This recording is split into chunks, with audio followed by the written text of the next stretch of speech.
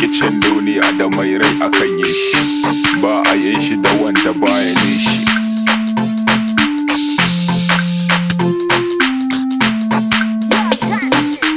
Ina so ku saurara abin da nake so da ku. Kun san wannan tafiyar tamu dole sai da ku, don haka zan so ku ji ni da kunnen basira. Na yarda da aikin ku musamman kai Zabira.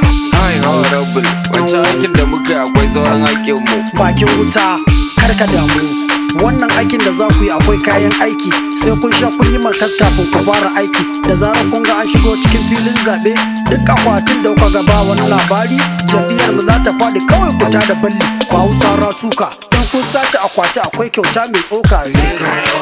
A kan ku damu, wannan ba komai bane in kun ba mu haɗin kai. To bari mu sa kai. Ok sai na ji mahaukatan banza 'yan bangar siyasa da ka ba su wiwi komai ka ce su ce yasa. Bahaushe ma ya ce amfanin doki a Hausa. In na hau kan kujerar ta wani wuce Abuja ba mai sake gani na sai ina da bukata. Ta yaya zan cimma buri ba na kan kujera? 'Ya'yana kasar waje nake so su karatu. Oh no, duniyar yau ta kare ba amana. Yau jagorori ne ke ta buge mu da gora, su ba mu makamai da kwayoyi don mu kora kasar mu. Da zarar an buga gangar siyasa, katin zabe a 500 ake siyansa. Talauci ne ke sa talaka sai ya yancinsa.